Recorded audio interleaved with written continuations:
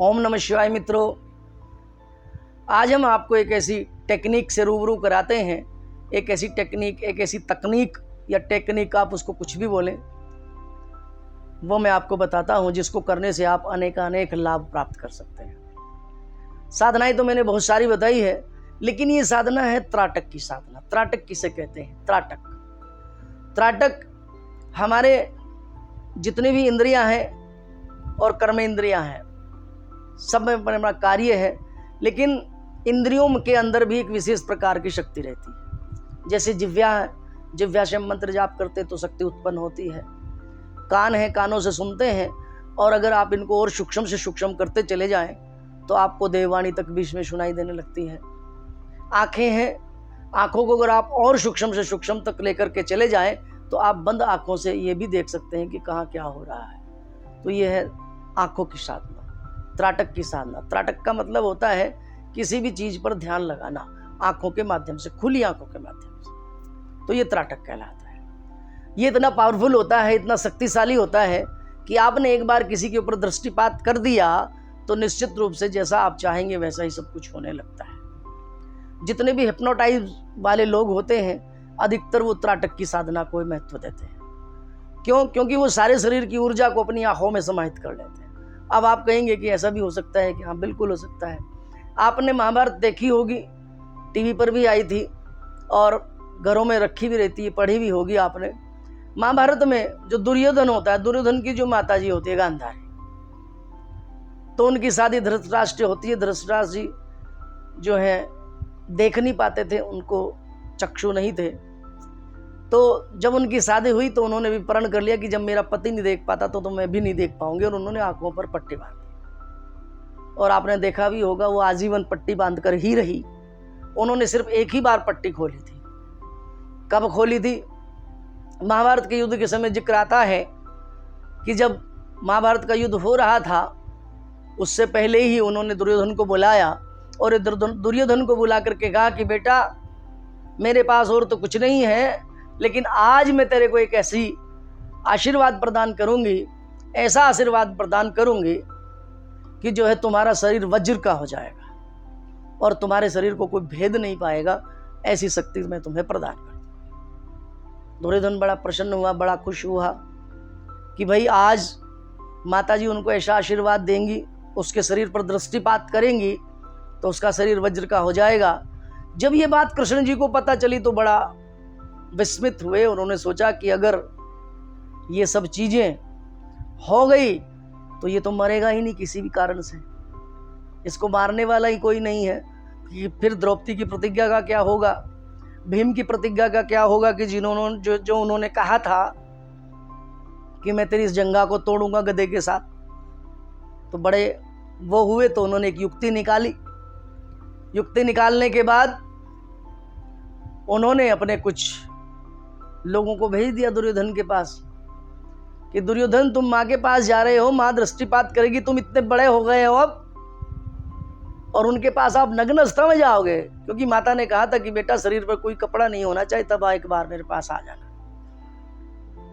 उन्होंने कहा तुम इतने बड़े हो गए, छोटे बच्चे तो नहीं है कि छोटा बच्चा हो और तुम कैसे भी माता के सामने जाओगे। तब उन्होंने सोचा कि हाँ, ये बात भी ठीक है। तो उन्होंने क्या किए थे जी, केले के पत्ते लेकर के तो अपने गुप्त स्थानों पर बांध लिए थे, जंघाओं पर बांध लिए थे, और वो जैसे ही माता के सामने गए, माता ने अपनी पट्टी खोली, और पट्टी खोलने के बाद दुर्योधन के शरीर पर उन्होंने जब दृष्टिपात किया तो उसका जो जो हिस्सा आंखों के सामने रहा, आंखों के जो सामने पड़ा, वो सब वज्र का हो गया, कठोर हो गया, ताकि उसको कोई भेद ना सके। लेकिन वो हिस्सा उसका कमजोर रह गया जहां उसने केले के पत्ते बांध के रखे थे। ये सब चीजें चली गई तो माता ने बाद में कहा कि पुत्र, तूने ये क्या किया, ऐसा तो तुझे नहीं करना चाहिए था, लेकिन अब क्या हो सकता था। उन्होंने अपने प्रतिज्ञा की थी, दोबारा से फिर पट्टी बांध ली, और सभी जानते हैं कि वही हिस्सा कमजोर था और भीम ने गदा का प्रहार वही किया था और वो जो है उस युद्ध में मारा गया था। तो ये दृष्टिपात की बात हम कर रहे हैं, त्राटक की बात कर रहे हैं। त्राटक इतना पावरफुल हो जाता है कि हमारे पूर्ण शरीर की ऊर्जा, इस पूरे ब्रह्मांड की ऊर्जा को हम समाहित करते हैं और वो हमारी आंखों के माध्यम से जिधर जाती है उधर ही वो काम कर जाती है। ऐसे बहुत सारे योगी हमारे यहाँ हुए हैं जो दृष्टि के माध्यम से बड़े बड़े वृक्षों को, बड़े बड़े पिंडों को जिधर भी उठाते हैं और जिधर दृष्टि जाती है वो उधर ही घूमने लगता है। ऐसे मैंने पढ़ा है उन सब लोगों के लिए। और एक ऋषि थे, वो एक बार तपस्या करने के लिए जैसे ही बैठने वाले थे तो पेड़ के नीचे बैठे थे, तो ऊपर कोई पक्षी बैठा हुआ था, उसने उसके ऊपर बीट कर दी और बीट जैसे ही उनके ऊपर गिरी, उनकी पूजा सामग्री पर गिरी, तो उनको बड़ा क्रोध आया और उस क्रोध भाव से उन्होंने उस पक्षी की तरफ देखा तो वो पक्षी तुरंत जल करके भस्म होकर के नीचे गिर गया। तो ऐसा दृष्टिपात, तो वो दृष्टिपात हम कैसे करें, उसको हम किस तरह से प्रयोग कर सकते हैं, कैसे कर सकते हैं, मैं आपको इसके लिए विधि बताता हूँ। विधि बड़ी सरल है, कोई कठिन नहीं है, लेकिन किसी न किसी की देखरेख में करें, आप अकेले न करें। देखरेख में करेंगे तो सावधानी भी आपको कुछ चाहिए इसमें। क्यों? क्योंकि ये अद्भुत शक्ति है, अद्भुत ऊर्जा है जो आपको प्राप्त होगी। इसके लिए क्या करें, कहीं भी किसी भी एकांत स्थान पर बैठ जाएं और पूरे घर के अंदर अंधेरा कर लें। अंधेरा करने के बाद आंखों के ठीक सामने, जहां आपकी आंखें हैं, या तो किसी मेज पर या नीचे बैठ कर के अपने आंखों के ठीक सामने या तो एक मोमबत्ती जला लें या फिर एक घी का दीपक जला लें। मैं तो घी का दीपक ही ज़्यादा कहता हूँ, क्योंकि घी के अंदर एक विशेष तरह की जो ऊर्जा है वो भी बनी रहती है और उसमें से एक तरह की जो है खुशबू भी प्राप्त होती है। तो गाय का घी सर्वश्रेष्ठ माना जाता है। घी का दीपक जला लें और उसको अपनी आंखों के सामने रखें और इस तरह से रखें कि जो उसको देखने पर आपको बहुत ज़्यादा दूरी भी ना हो और बहुत ज़्यादा नज़दीक भी ना हो, जो आसानी से, आराम से, सुखासन जिसको हम कहते हैं, सुखासन में बैठ जाएं। कमर की जो रीढ़ है, की हड्डी है, उसको आप बिल्कुल सीधा रखें। पद्मासन लगा लें तो बहुत अच्छी बात है, और नहीं तो आप बैठ जाएं और कमरे में अंधेरा कर लें और वो घी का दीपक जला लें या एक मोमबत्ती जला लें। ये दो सबसे श्रेष्ठ अच्छे साधन आपके पास है। और उसको आप अपनी आंखों से एक टक देखते रहें, तब तक देखें तब तक आपकी आंखें थक ना जाएं।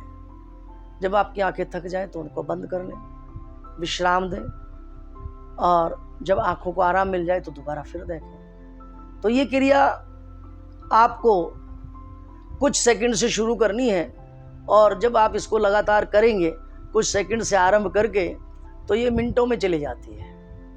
वैसे तो आप पलक झपकते ही हैं, फटाफट हम पलक झपकते रहते हैं, लेकिन आपको इसको रोकना है, उस दीपक को देखते रहना है या उस मोमबत्ती की लो को देखते रहना है।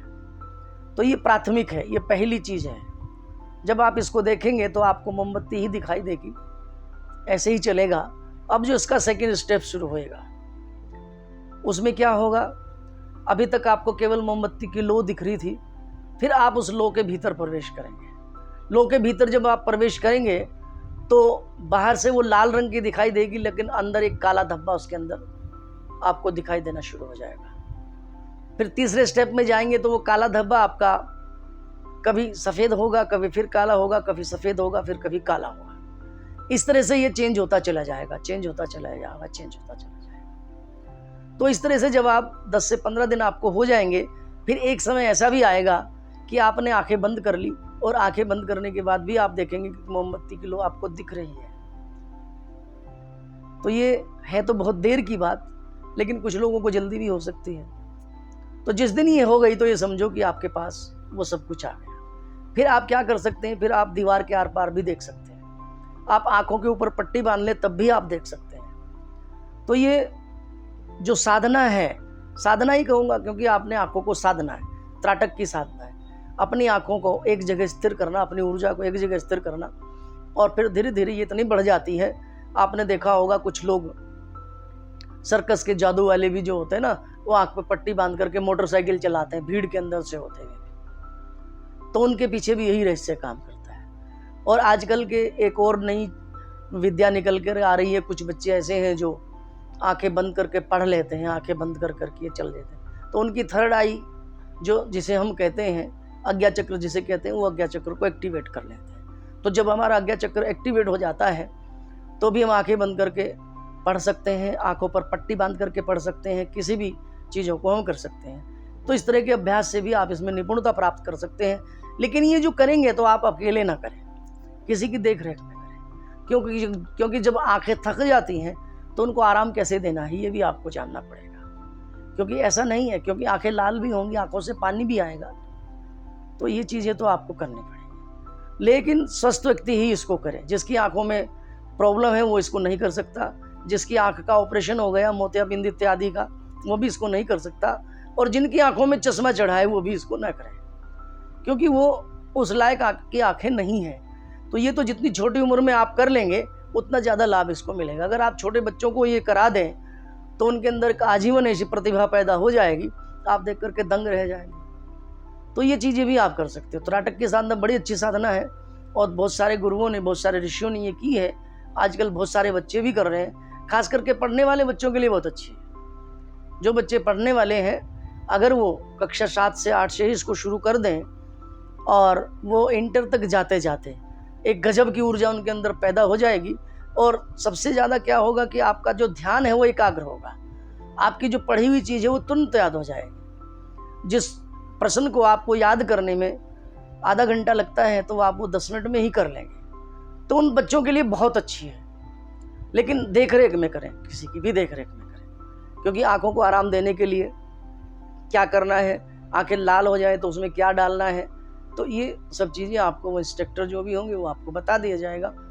और इस तरह से आप करेंगे तो ये बहुत आपको लाभ करेगी और एक तरह से आपके अंदर एक ऐसी ऊर्जा पैदा हो जाएगी, ऐसी एक शक्ति आप प्राप्त कर सकते हैं जिसको बिना किसी उसके आप प्रयोग कर सकते हैं। खास करके आपका माइंड बहुत विकसित हो जाता है। क्यों? क्योंकि उस शरीर के अंदर जो आंखें हैं ना, आंखें सबसे ज़्यादा तेज होती हैं। कुछ लोग कहते हैं ना बड़ी तीखी आंखें हैं इसकी, तो बड़ी वैसी वाली आंखें हैं, और इन आंखों से ही तो नज़र भी नहीं घास उस आंखों से लगती। आपने देखा होगा कि किसी छोटे बच्चे को, भाई मेरे बच्चे को नज़र लग गई यार, बड़ा रो रहा है, अब क्या करें, तो कहते भाई इसको झड़वा लो। तो नज़र कहाँ से लगी? किसी ने आंखों से देखा, उसको भेदक दृष्टि से देखा। तो ऐसी उनकी दृष्टि थी कि वो दृष्टि उनके ऑरा को चीर के चली जाती है। आपने देखा होगा छोटे बच्चे होते हैं उनका भी ऑरा होता है, बड़े लोगों का भी ऑरा होता है। तो वो जो दृष्टि है देखने वाले की, वो दृष्टि इतनी होती है कि वो जो उसका ऑरा है उसके ऑरा को डिस्टर्ब कर देती है, और जब उसका ऑरा डिस्टर्ब हो जाएगा तो बच्चा भी डिस्टर्ब हो जाता है। इसलिए वो रोता है, चिड़चिड़ा हो जाता है, किसी चीज़ को हाथ नहीं लगाता, ना खाता है ना पीता है। तब फिर हम क्या करते हैं, हमारे घर के अंदर जो माएँ होती हैं वो कहते हैं ना कि वो टोटका करना है, वो क्या करती हैं, मिर्च ले ली, साबुत लाल मिर्च ले ली, नमक की डलियाँ ले ली, उसके ऊपर से 7 बार घुमाई और उसको अग्नि में जला दिया। जलाने से क्या होता है, उसका ऑरा ठीक हो जाता है। या फिर नज़र उतारने के लिए और दूसरी चीज़ क्या होती है, तो छोटे बच्चों के लिए हम क्या करते हैं, एक रुई की बत्ती लेते हैं और रुई की बत्ती को तेल में भिगो लेते हैं। तेल में भिगो कर उसके ऊपर से 7 बार उतारते हैं। तो तेल है और रुई है, तो जो उसका ऑरा डिस्टर्ब हो गया, उसके अंदर किसी और की भेदक दृष्टि चली गई है, तो उस दृष्टि के जो सूक्ष्म से सूक्ष्म चीज़ें होती हैं, इलेक्ट्रॉन, प्रोटॉन, न्यूट्रॉन वैज्ञानिक भाषा में हम कहें, तो सारे उस तेल की बत्ती से चिपक जाते हैं। और तेल की बत्ती से वो चिपक जाते हैं तो तुरंत जाकर के उसको जला देते हैं, वो ख़त्म हो जाते हैं, बच्चा स्वस्थ हो जाता है। विज्ञान का सीधा सा नियम है। तो इसको आप इस तरह से कर सकते हैं। तो ये दृष्टि बड़ी कमाल की है। तो इस तरह से आप अपनी चीज़ों को कर सकते हैं। वीडियो अच्छे लगे तो लाइक करें, शेयर करें। धन्यवाद।